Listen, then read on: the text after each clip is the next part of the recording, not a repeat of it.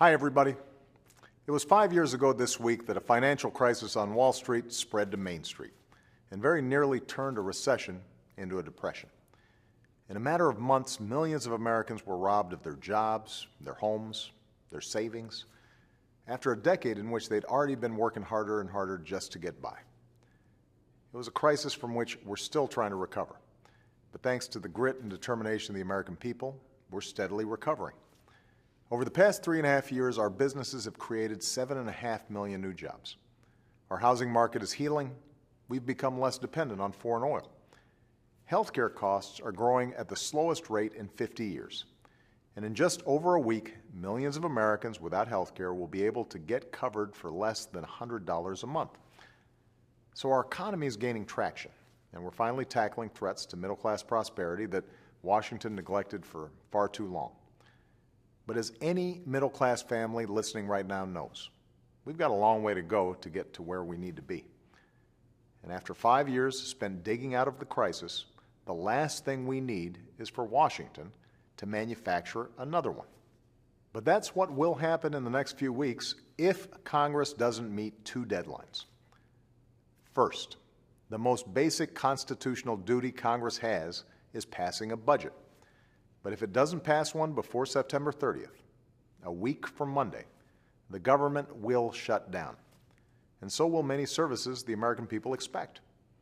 Military personnel, including those deployed overseas, won't get their paychecks on time. Federal loans for rural communities, small business owners, and new home buyers will be frozen. Critical research into life-saving discoveries in renewable energy will be halted. All of this can be prevented if Congress just passes a budget. Second, Congress must authorize the Treasury to pay America's bills. This is done with a simple, usually routine vote to raise what's called the debt ceiling. Since the 1950s, Congress has always passed it, and every president has signed it, Democrats and Republicans, including President Reagan. And if this Congress doesn't do it within the next few weeks, the United States will default on its obligations and put our entire economy at risk. This is important. Raising the debt ceiling is not the same as approving more spending. It lets us pay for what Congress already spent. It doesn't cost a dime or add a penny to our deficit. In fact, right now our deficits are already falling at the fastest rate since the end of World War II.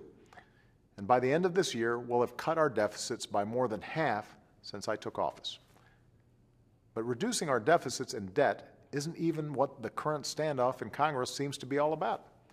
The fact is, Democrats and some reasonable Republicans are willing to raise the debt ceiling and pass a sensible budget, one that cuts spending on what we don't need so we can invest in what we do. And I want to work with those Democrats and Republicans on a better bargain for the middle class.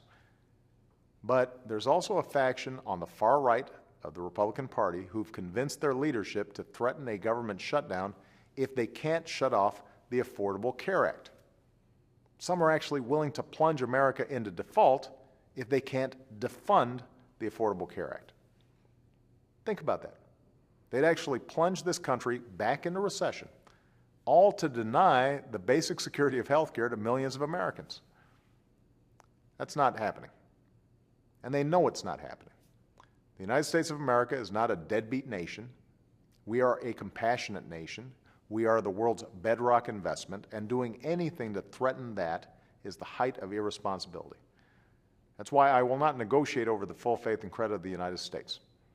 I will not allow anyone to harm this country's reputation or threaten to inflict economic pain on millions of our own people just to make an ideological point.